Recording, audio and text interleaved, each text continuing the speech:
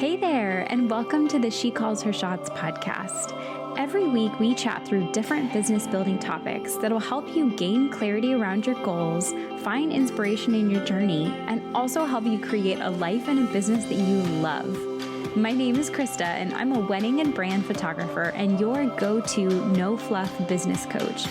In these episodes, we talk through both the tactical strategies, habits, and the mindset work that will help you take those really big leaps. And we always focus on the real talk and the behind the scenes of what it takes to create a sustainable and a thriving business. Because let's be honest, the work isn't always glamorous, but it's always worth it. So girlfriend, let's make some moves and start calling our own shots. Hello friend, welcome to this episode of the She Calls Her Shots podcast. I am truly so grateful to have as a guest today my coach and mentor, Amber Lilyestrom. And Amber is a business mentor, a sales and branding expert, author, and a keynote speaker. And she's been featured in places like Forbes, Entrepreneurial, Mind Valley, and Working Mother magazine. She's also the host of the Amber Lilyestrom Show podcast, which has reached over 500,000 listeners worldwide. And she's the author of the books Master Your Money Mind, Quantum Wealth, and Paddle Home. But even more importantly to me, Amber is just a light in the business world. I first heard her on a podcast a couple of years ago, and her story really resonated with me. I remember leaving the car because I was listening to it during a drive. I remember leaving the car feeling so inspired, and it shifted. It shifted something inside of me. Fast forward a couple of years, and I was reintroduced to her actually at the end of last year when I went to a conference, and I got to see her speak and hear her speak in person, and literally her message moved me to tears. Well, it moved everybody to tears. We were all crying in the middle of her talk, but it was so magical getting to hear her in person. And the thing that stood out to me the most was that not only was her story so moving and did it inspire so much inside of me, but she is a mom of 2 little ones, and she stayed around the entire weekend of the conference. Like every single time we were in there to learn, to connect with people, you could find her somewhere in the room.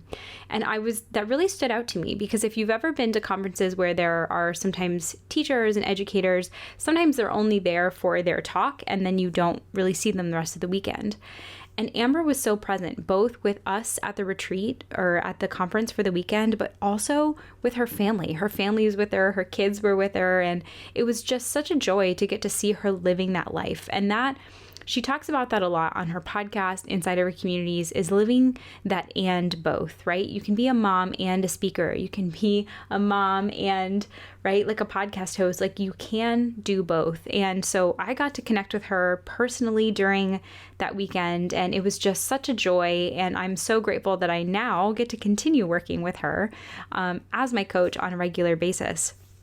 And I'm so thrilled because actually at the time that this is being released, in a couple of weeks, I'm going to be packing my bags and heading to a retreat hosted by her in New Hampshire. And so I am just so excited. I've learned the value that these conferences and retreats that they have on us as business owners, getting to connect and engage and network and just fill our cup with other business owners.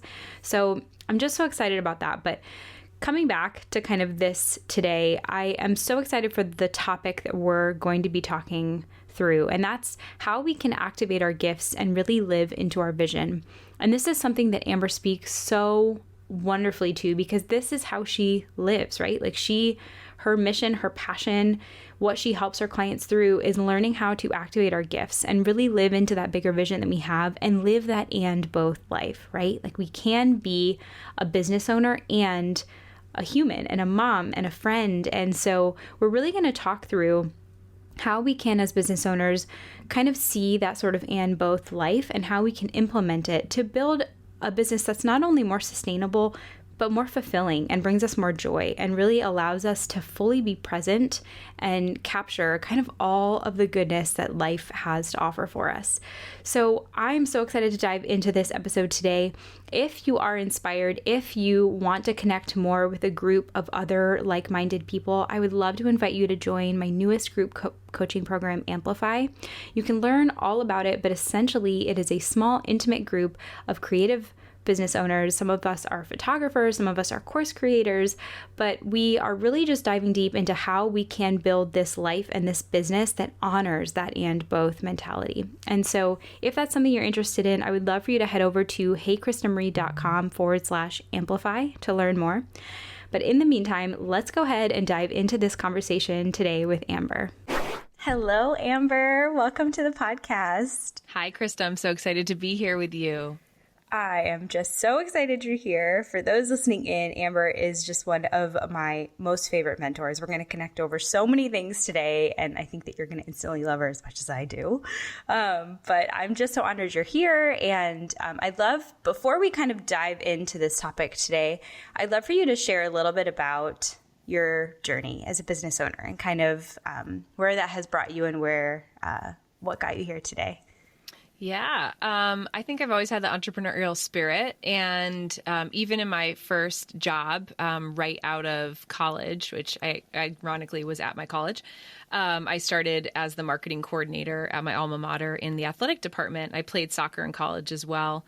And what I remember about it was when I saw the job description, it had things on there like manage the mascot team and plan on-field and on-ice, on-court promotional events, write the scripts for the events, and learn like design and all these things. I was like, this is exciting. And I was an English major in college, so I think it's important to say that. And I think it's sometimes really liberating when people hear that. I've built a very successful online business coaching career and content creation career as an English major. And I had minors in psychology and then sports studies, but then I ultimately got my master's in sports studies at my college. But, I really was doubling down on that part of my career. And every 2 years I was getting promoted. So I was taking on the corporate sales department, and I was mentoring students. I ended up teaching sport marketing at the university. I just kept learning new things, adding new things to the list, and then, just duplicating and multiplying and growing and being led by my own curiosity and my own excitement about what was available to me. And so I had that entrepreneurial spirit. And fortunately, I worked in an environment that fostered that and also required it because we had very limited resources and not enough people to do all of the jobs. And so then, throughout those 10 years of being in collegiate athletics, working in higher education, I became a mom in 2013 and had a pretty dramatic and just beautiful awakening in a near-death experience when my daughter was born. And it was really kind of like the cherry on top, or the tipping point, because I had been wanting from about 2010 on to make a transition, but I didn't know how and I didn't know what. And I was seeing people doing blogging and seeing people starting to use social media in this sort of like personal empowerment way.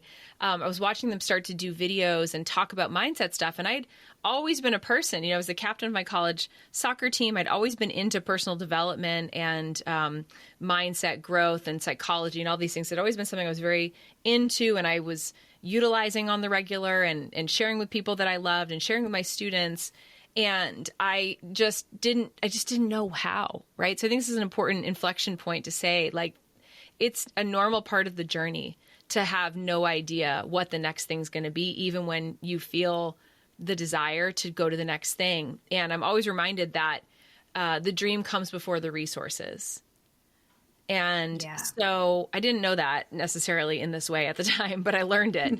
And so I had this clarity, and I started a Tumblr blog, and I was doing fitness competitions and as well. So I was kind of like around people who were entrepreneurial and some of them were doing network marketing, and some of them had their own coaching businesses. And I was just learning. I was taking a lot of notes. And I started to just share content on Facebook and a little bit on Instagram, but mostly on Facebook, because Facebook was kind of the thing, and people were kind of into my content, but it wasn't like I was going viral or anything. It wasn't like I had a big following. I didn't even have an email list. But in 2013, I had my daughter, and that fall, I just really had this first time in my life to kind of stop. Like, I wasn't working for those 3 months because I was with my daughter.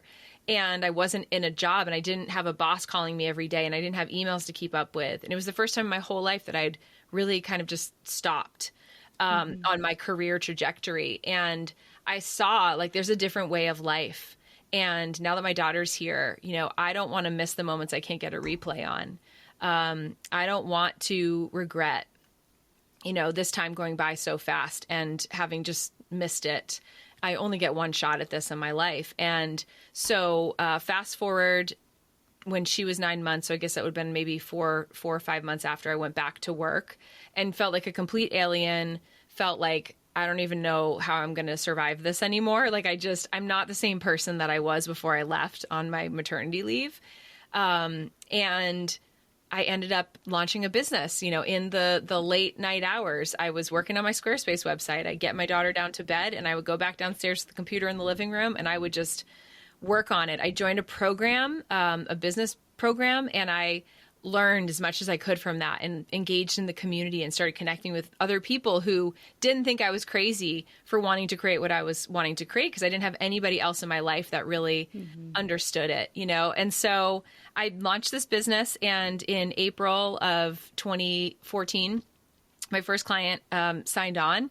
And then the next month, I left. So I gave my notice like right after that first client, which was a bold move. I will totally say that. I don't necessarily advise my clients to go to that level, but if the dream is in you, it's for you. And if you feel the spirit of that, and frankly, if you have good backup, if you have support, you have community, you have coaching, I think those are some good things to have. And most of all, know your numbers, please, my loves.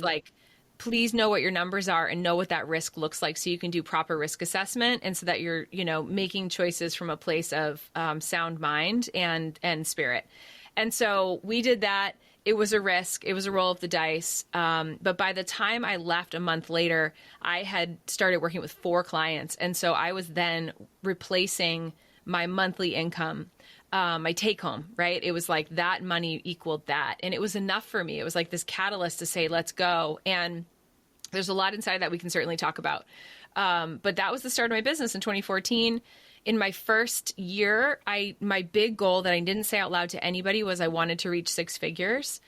I didn't even know what that meant because I hadn't reached 6 figures in my corporate salary. I didn't know anybody that was doing that kind of money. My husband was a police officer, and I did it. And I, from there, went on to build out my business, and it's reached multiple millions in sales and has touched people all over the world. We have a podcast that reaches people everywhere. And yeah, it's been a real cool ride. It's been 8.5 years at the time we're having this conversation. So that's important to contextualize that with time. And there've been so many learning opportunities and just there's been so much in between. But I'm really, really grateful for the former version of me who had the courage to say, I can only walk so far on this path and build this thing with still having to dedicate 40 hours a week. And then, being a mom, and it's like, I had to leap so the net could appear. And I did. And now, we have 2 children now. And my daughter is 9, which is just like, whoa, she was 9 months when I started my business. And now she's 9 years old while we're having this conversation. My son is going to be 9 months old this next week. What a number. This is coming up here today, Krista. Yeah. Yeah. And I know this was a big week for the family. So. It was. We did. Yes. We just finalized our adoption with our son. We had our Forever Day, and that was 9 months in the making as well. So yep. Yeah. 9 is the number to pay attention to right now. Yeah. Well, and I love so much of your story. For those of you listening, I had mentioned this to you when I met you at the Empower Her Live event, but I had listened to a podcast with you a couple of years ago on, I think it was She Means Business, Carrie Green's podcast. Mm-hmm. And I remember hearing your story, and so many things resonated with me. And I think you shared on that episode too that you had been a photographer at some point. Yes, and me having grown my business as a photographer, that also connected. Totally. But it's so funny how things the timing of things work out. Like, it was something that really piqued my, oh my gosh, I am really connecting with their story, but it was not the right time because the place that I was in at that point in my business was, I don't want to call it like hustle growth, but it was like, that's kind of where my mind was. Like, that's where I was. And then, for those of you listening, I went to an event I guess it was like in the end of October, and Amber was one of the speakers. You actually opened it. Man, that was like quite an opening talk to have. But that was one thing that really resonated with me with your story was that You built a business after your daughter was born. And I think for so many of us, and this was something that held me back for a long time, we chatted about this, is that, you know, we kind of start to think that me being a full-time business owner right now, it's really hard to take ownership of the time that you have. And I found myself being really kind of lackadaisical about things, like, oh, I'll get to this later. And, you know, what did that result in? It resulted in me not taking ownership and really like working on the things that I wanted to work towards. And that part of your story really resonated with me, because it's like we forget, you know, like you can build a business, you can have a life, you can do all these things when you don't just have 8 hours a day, 10 hours a day free to do whatever you want. I mean, I remember the thing I got most excited about when I drove down the hill for the last time from my office. I was there for 14 years. I think it's important to note. So it was like a really big deal. I was a student athlete for 4 years. I was in student leadership. Then I worked there for 10 years. It's like family. Like these people are family members to me. And I got a box on the seat next to me with all my stuff from my office, the nameplate off the door that I'd worked 10 years to accomplish. And I'm driving down the hill, and I had never in my life felt that free. And I felt like this exhilaration of, I don't even know what it's like to have a 40-hour week available to me.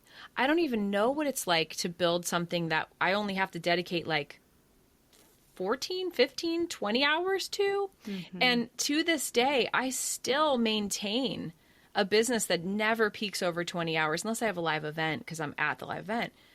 But I don't work more than 15 to 20 hours a week. And that's the way I designed it, because I don't need to. And, you know, my mentor said something to me yesterday I think is really insightful. And I think this is an important thing to talk about with this audience. I think that we can get really caught up in these opposite ends of the spectrum, right? Like the corporate career and then what I'm doing there and that hustle. And then the other end, which is like trying to make $1 million and have all this like internet fame, whatever. And, you know, she said, you know, I don't want to spend my life chasing $1 million. And she was reflecting that off of, you know, like the way I've built my business, which is, you know, really a sustainable model, an evergreen model that works with my life. And I think really feels aligned with the types of women that I want to encourage, which is family women who put family as their number one value, because that's my absolute number one value. And I'll tell you a truth. I haven't said this anywhere. I have not been excited about dreaming into a new year since 2018.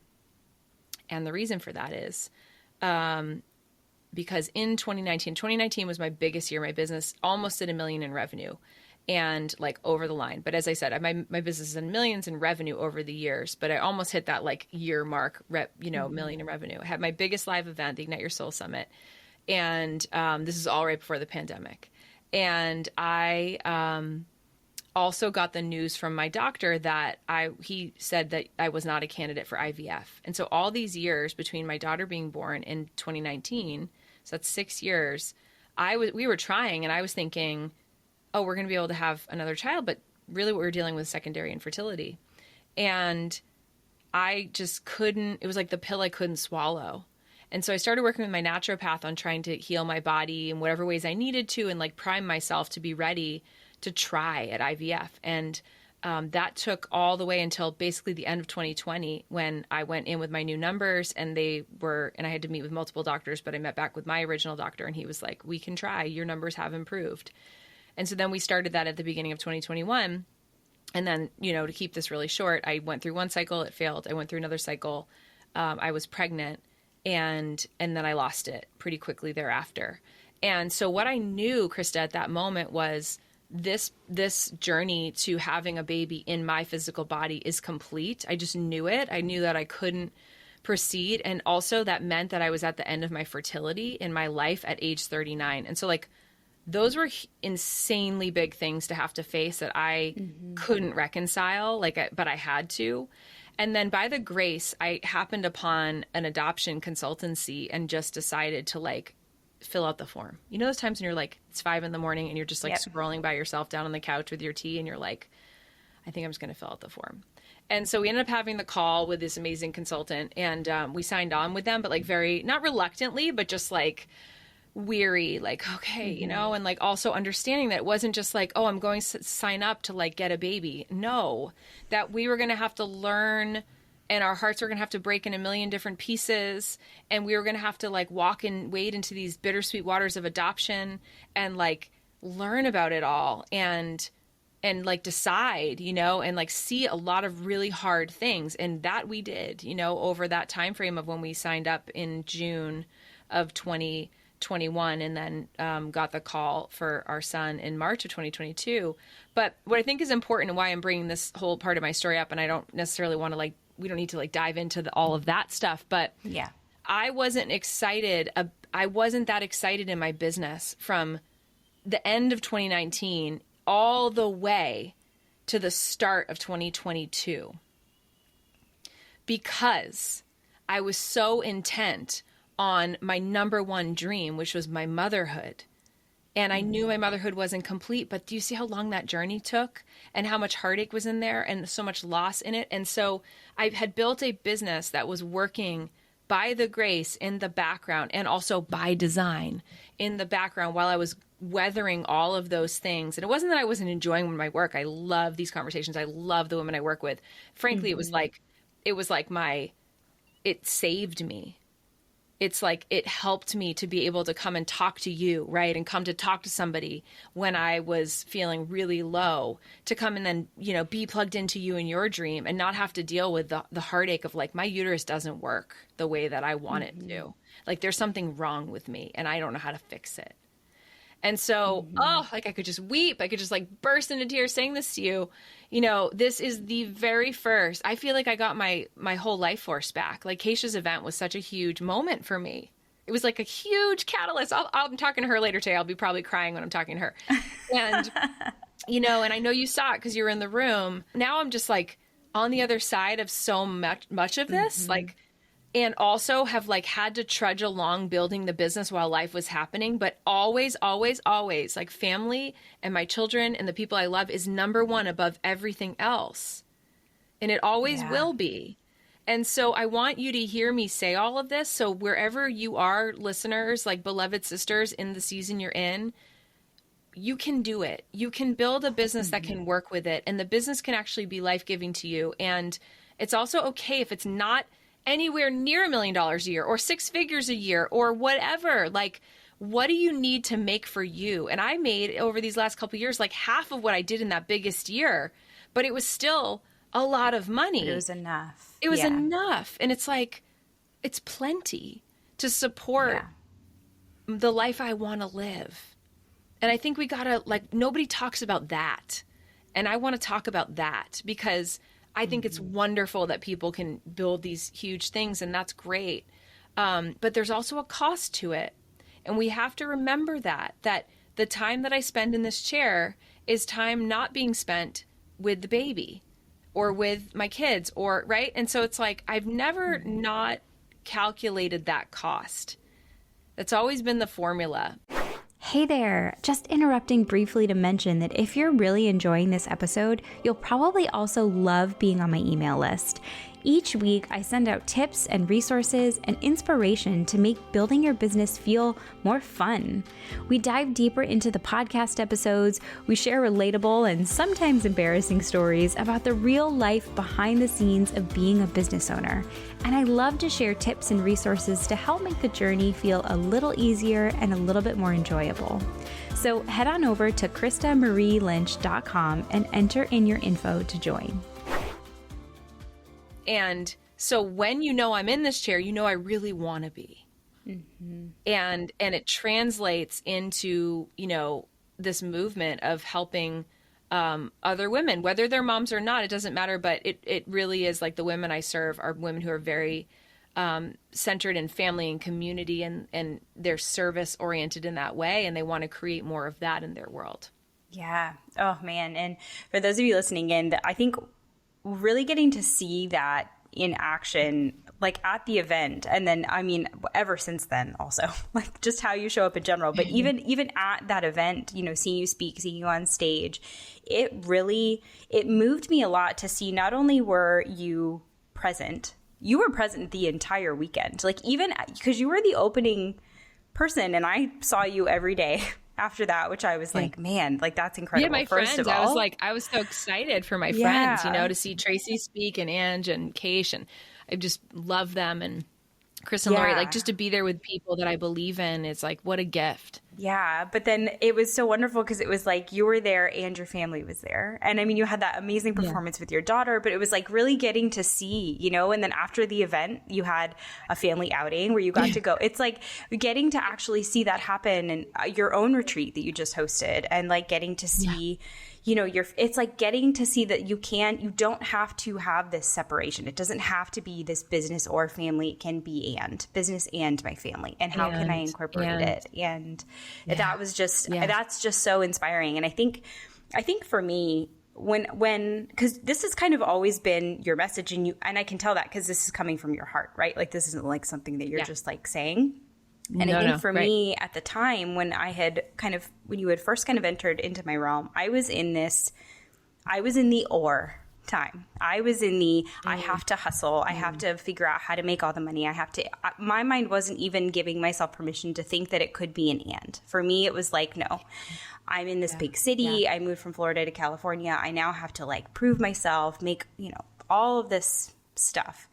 And it wasn't until recently, I don't know, over the last 6 months when I realized, oh, wait, maybe it doesn't have to be. I actually think, I say 6 months, I think it was that event. I think that truly was the turning point for me of it doesn't have to be an or, it can be an and. And what would that look like for me? And I had never even explored that.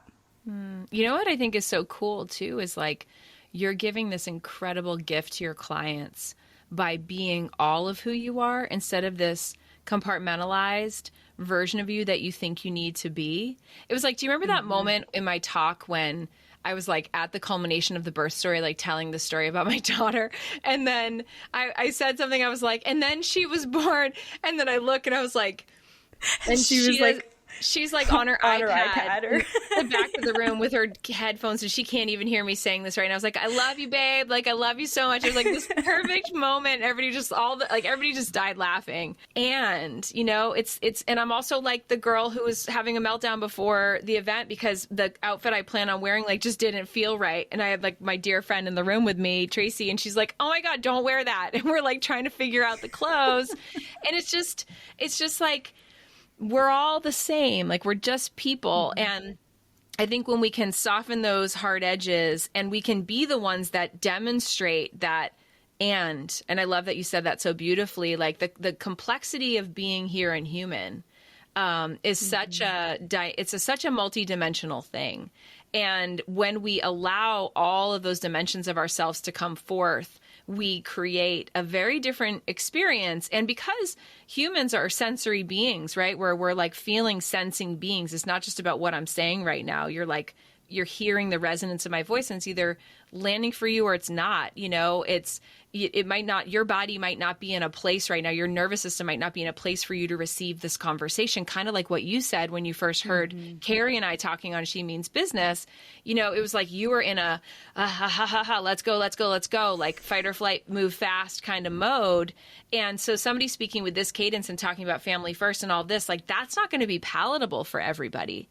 But then it's going to be palatable for some people who are like, I'm in the exhale of that. This is the medicine that I needed to hear today. Oh my gosh, Krista, thank you so much for facilitating this conversation and bringing Amber on here and asking the questions you're asking, because, whoa, this is exactly the thing that I needed. So if that's you, please send her a DM like right now and tell her that. Yes. So you can affirm that in real time so that she feels that. Yes, and we can also bond over that, because I lived in that state for a very long time. And like I said, it wasn't until a recent shift. And one of the things that I love kind of diving into that. So for someone who's listening and who's like, I think that I might be there, but I'm not really sure. I'd love for you to maybe talk about some of the ways that you can like you had this beautiful, I don't remember if it was a podcast episode or if it was a live or what I listened to, but where you talked about it wasn't like recentering, but like it was kind of like coming back to who you are. And you were talking about how you go on walks, and that is like a way for you to kind of do that. I'd love for you to just talk going through for like a lot of walks how to lately. start. I love it. It's so inspiring. It's actually, I was listening to you do that the other day, and I'm like, man, it was that inspiration that I needed, because in the past, I've loved going out for walks, and I used to listen to podcasts, and I've gotten to the point now where I don't. I'm like, let me just go out and be. And so hearing you do that is like my inspiration of like, oh yes, like get out in nature, like go and reground yourself.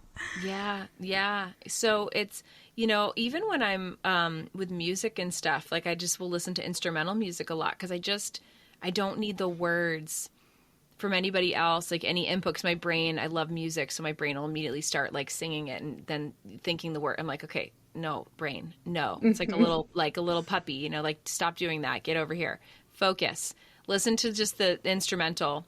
And music is so powerful with resonance, right? Because it creates an emotional. Have you ever heard like an instrumental song and then all of a sudden you just like start crying, or like you're like, why am I crying? There's just nothing's happening, but it's because there's so much emotion in those notes. Like you think about the artist playing the notes and the person who composed it and the person who's orchestrating it and like the recording. It's like, oh my gosh, there's so much to feel. And so I think as a society, we are the kings and queens of denial and disassociation. And we have learned, like, just suck it up, right? Like, get on with it. We got work to do. But the work is actually in the feeling and the sensing. And I'm actually teaching a masterclass next week called Reveal. And a big part of what we're going to do is it's what we need to do before we cast the vision, before we plan the strategies, before we start doing the launch plan, before the 6-figure year. It's like learning that process of exactly what you're talking about here, Krista, like tapping into yourself to be able to extract the gems and actually receive the downloads and the clarity of what's coming through for you in a very unique and specific and beautiful way. And so when you learn how to strengthen that muscle and tune out the noise of the messaging that does not align with you, that is like feels like an untruth, you're able to then receive the true intelligence and wisdom that is on offer and waiting for you in every single moment. And I spend a lot of time there, like really listening and receiving and transmuting, and then that's really how I create. And in fact, I said in my message to my community on email this morning that the masterclass is still downloading itself into me. Like I don't actually know fully what is going to go down next Wednesday, but all I know is it's going to be amazing. And I can't wait to bring people through the experience that I'm feeling called to facilitate. But I think it's also important, right? So I said all of that, and I know you can feel it, right? It takes courage to trust it. It takes a lot of courage. You said it exactly right? This is the work that nobody really wants to do, at least in the beginning. Like when you're kind of bought into, like where I was, into this strategy, structure, launch plan, SEO, blog posts, when you're so focused on that. I also use it as it wasn't until recently that I kind of made this switch where the content for me used to be a marketing plan. What content can I put out to book more clients? What content can I put out that will make people excited to want to work with me? And that was how I approached content. And I had this really big download brainwave the other day where I was like, what if I just put out content because I truly just want to serve people, and I get rid of the expectation of what that's going to mean. And it was like making that internal shift and then being able to trust that the things that I'll come up with are worthy enough to share without any sort of ask or like plug. But I think it all comes along with that shift of like, how can I go from that place of just like wanting to chase after the things and actually just trust that it will come to me. Like what I want to share will come, and I don't have to have some big marketing strategy and plan and content creation based around it. You're giving me a huge breakthrough here on this, and I needed to be reunited with this. So I just took a little note, and you're making me think of some really cool things I want to say that I think is going to help both of us, like really get this, and your listeners too. So this is real-time processing. But we have to learn that the strategy is it's like a one-dimensional solution pathway. And it's not recruiting and co-creating with the full potentiality of what's available. And so let me give an analogy to this that'll really drop it in. So I say to people, did you have your wedding yet? Yeah, in October. Okay, right. Okay. What was the date? It was October 8th. It was when I met you. It was like we had just. I kind of left our like honeymoon. It was like, bye. I have a conference where to did go you to. meet your husband? In San Francisco on a dating app. Okay. So if you even tried to plan to meet him in the time space reality that you met the person that you're married to, like, could you have strategized that if you even tried for it to be him? No way. No freaking way. And I think about that with my children. I think about with my partner. So like, think about your best friend. Could you have planned it that you both would be there? Like, where did you meet your best friend? On Instagram.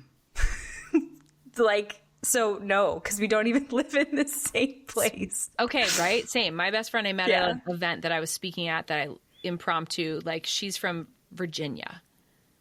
Yeah. And then my other best friend moved in across the street from me in where I used to live. Like, what? Come on. So do you get what I'm saying? So like, why are we so comfortable with the miraculous nature of relationality with the people that we love the most, but with our clients, we're not? Yeah. Whoa. That's huge. That's a beat drop right there. That's a wait a minute. I think you're onto something moment, isn't it? And when we can really understand that we have so much less control of these outcomes than we think we do or we think we should, it liberates us to do exactly what we were just talking about, which is tap into the stream of what we're actually supposed to be saying, so that miraculous nature, so that we can tap into who we're supposed to be being, so that the miraculous nature can take hold and connect people to us for what they want, for what they need. And that's what our jobs are, is to be that person that walks with them on the path in this season, in this moment in time. And so where do we need to adjust our marketing strategies the most? It is, really in alignment with making room for the miracles and understanding, like, putting attribution in the right places. Yeah. And that was, I think, one of the things, the shift, kind of going back to that shift that I'm currently making, one of the things that I was so appreciative of the way that you coach and the way that you mentor people is that a lot of the, I had bought into a lot of strategies or frameworks of someone with some sort of authority and experience was telling me that if I did it a certain way, that it would turn out a certain way. And I definitely got to the point where I was really burnt out on that. That happened a while ago. I was really burnt out on that. I was really burnt out on that way of kind of coaching and bringing people to things, because it just doesn't work at the end of the day. It's just, someone else's strategy is not going to be the thing that works for you. And the thing that felt so freeing, kind of elaborating and maybe even repeating what I just said, because it's just been such a huge shift for me, is, being able to show up in that moment as who you are and trusting that when I show up fully as who I am, someone who needs to hear this is going to hear the full version of me and not this like cookie cutter version of me because I'm trying to follow someone's plan and framework because they told me how I need to show up as. Like, when someone can find me at the right time and like hear the most full, just like, this is me, and it really connects with them, and it's just that instant, oh my gosh, I need to connect with this person, I need to talk with this person. And it's just, but like, this is kind of tying it back to, but you can't plan that.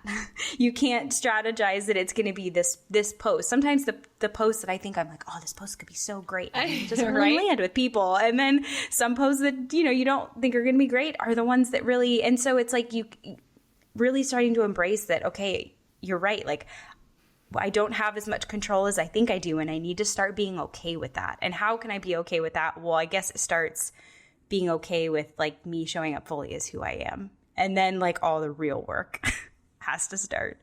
Yeah. Yeah. Amen. That's the truth. And it's a true, if you think about the people that you love, when they show up in their vulnerability, when they show up in their extra-ness, right? Like they show up all the way. It's, we can connect more deeply. And so it's no different for us as personal brands and coaches and creatives and in our businesses. It's not easy, but it is, it makes all the difference. Mm-hmm.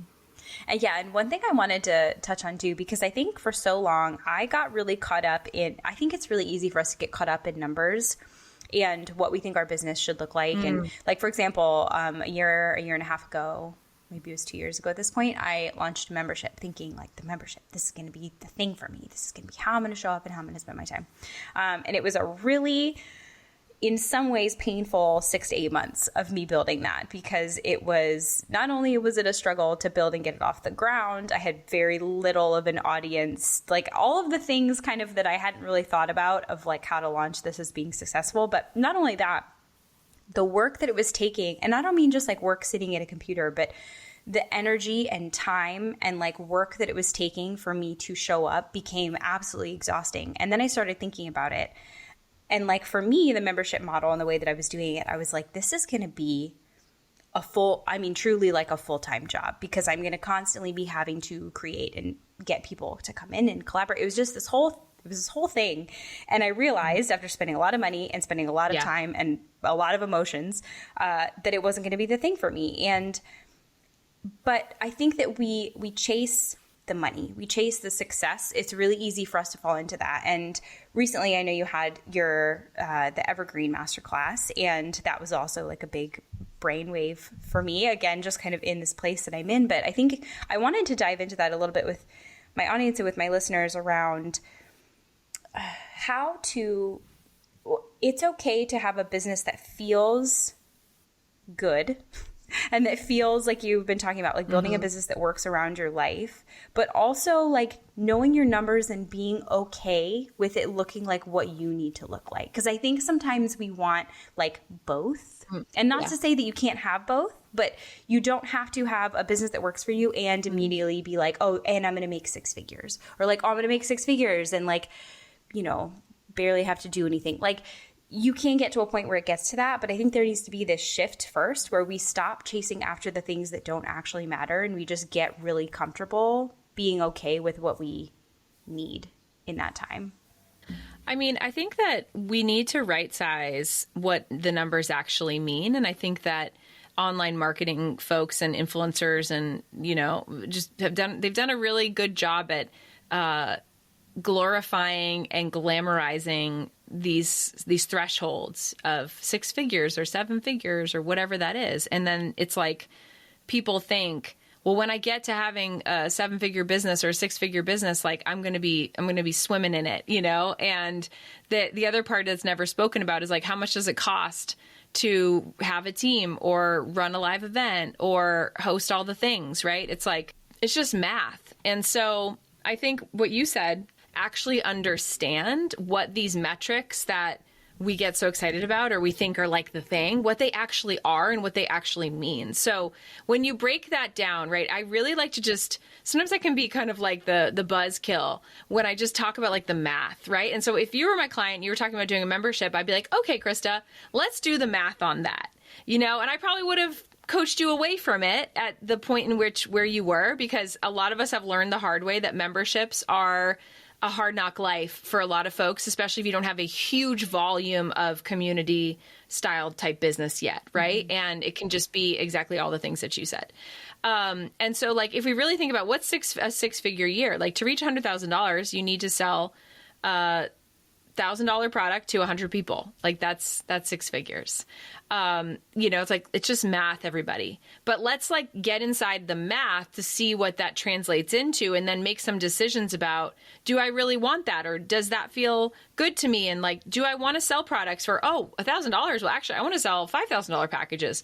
Cool. Well, then guess what? You need half that number of people, right? Or even less than that. So like, let's just think about things from the perspective of doing the math towards whatever the goal is. And that to me is like the very logical pathway.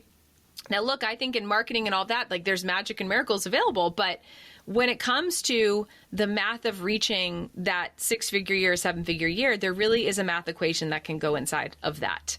And that feels like a hack in a lot of ways to bring forward. So I think that that's one part. I think the other part is there are a lot of folks who have made it look like this sort of cliche, like 6-figure, multiple 6-figure, 7-figure, like all that. They talk about it, but the real question is like, but what are the expenses that are required in order to create that result? You know, I've had a very small team for 8.5 years. I have 3 people on my team, 2 that I pay very regularly. Another person is a commission-based salesperson. And so my expenses are pretty low, right? And that's by design. I do a lot in my business, and I don't think that is a bad thing. I like it. It's like my creative flow, like my sweet team. They just know, like, I'm going to ask specifically for what it is that I need, but I'm just like kind of the wild horse that just needs to be let go to go create and do all the things she needs to do and create. And I'll like send them a text on a Sunday and be like, by the way, an entirely new masterclass just dropped in and I'm creating all the materials for it. And like, yep. And I'll need help with this, and this, but like, this is what's happening. And they just know, like, they just know that that's kind of the way that I go. There's actually something else that's happening next week. They don't even know it. Yeah. I haven't even told them yet. I haven't told a person.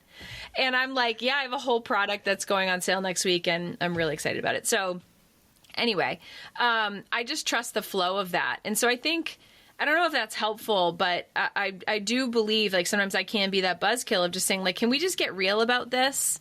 You know, like, can we just get real talk? And the real talk is, I have a friend that makes she makes almost $2 million a year. And she also has like 15 people on her team. And so if you do that math, she makes still a lot of money. But I'm like, you probably make closer to what I make in a year because you're paying all these people and you have all these outputs and all that. You know what I mean? And so it's like, let's just like, let's try to take all the, let's de-romanticize some of this to, you know, it's like, but I think at the core, really what it's about, Krista, is people just want to feel safe. And they think, if I have a 6-figure business, if I have this, then I'm just going to finally feel safe. But here's the deal. You're not. It's your nervous system that doesn't feel safe. It's your nervous system that keeps you in fight or flight. It is a fundamental part of you that needs deep healing work and needs to give yourself permission to, like, actually grieve your grief and actually, you know, move through all the stuff from your childhood that you haven't addressed and, like, check in and somatically, like, where your body is holding trauma and stress and move that stuff out so that you can stop, like, overperforming and almost like over earning in a way that is kind of destructive, and give yourself permission to really right size it and exhale and feel safe in your body, and then let money just do what money does, which is be a tool, be a resource to help us, but not like this, you know, life or death thing.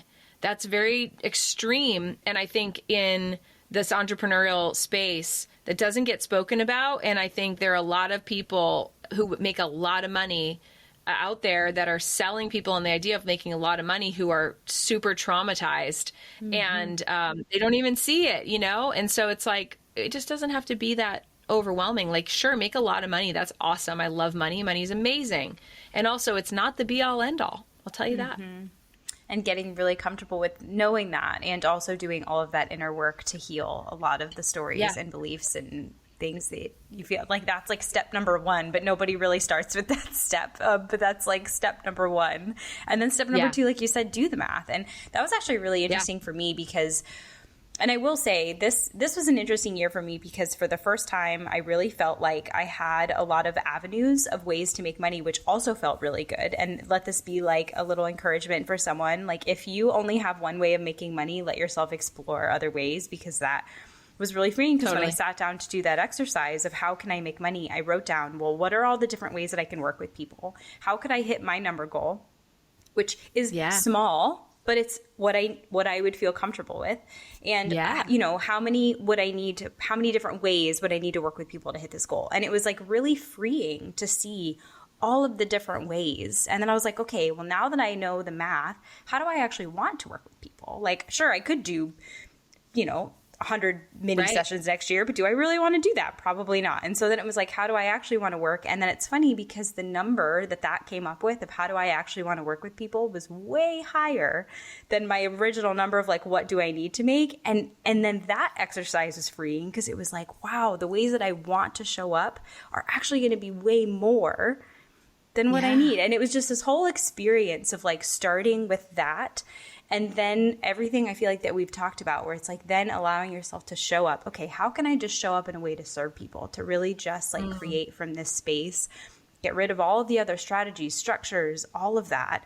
And it's like, and just trust that, you know, it'll happen. And if, you know, however it happens, it'll all work out. Like it'll kind of all be what it needs to be. And that I don't need to be in control of how exactly this is going to play out.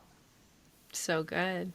Yeah. And it's like, you know, we chose this path, not because it was going to be easy, but because it was going to create enjoyment and fulfillment for us. It really is meant to be fun. And so, not every single second, obviously, you know, it's like having a baby isn't super fun every second. You know, there's like really hard, gnarly stuff. And also it's the best, you know, and it's like that. I think all the best things in life are like that. So find the joy again, you know, and if you're having a hard time with that, ask for help. You don't have to do this by yourself. And, you know, working with people who have different perspectives, mentors and coaches that can support you in mining into the brilliance and the wisdom that is already inside of you, you know, it can change the entire trajectory of everything, including your life, not just your business. Mm-hmm. Oh, yeah. Well, I could continue this conversation for hours and hours and hours, but I want to respect your time, my listeners' time. So I'd love for you to just share, how can we, for everyone that I know is going to connect with you and want to connect with you, share, like, how can we connect with you? Where can we learn more? Share all of that. Yeah. So I'm over at amberlilyestrom.com with all my coaching packages and live events and whatnot, which you're coming to one, right? Yes, in March. The live event. I'm so excited. Yeah, in March I have the Ignite Your Business Retreat in Portsmouth, New Hampshire. So it's only an hour north of Boston, so don't get intimidated by the word New Hampshire. If you've never been over this neck of the woods, it's pretty magical, but I can't wait to see you, Krista, in March 31st and April 1st. It's going to be really amazing 2-day intimate business retreat. So for those of you who are looking for events in 2023, this might be the one. Come join me. Yeah, come hang out with us, please. It's going to be so cool. And then I'm on Instagram at Amber Lilyestrom, and I love Instagram. It's my spot. I also have a podcast called The Amber Lilyestrom Show as well. You can grab on all the places where podcasts are. And that's me, but I would love to connect with you guys. Please DM me. Please share this episode and tag us and let us know what resonated with you most.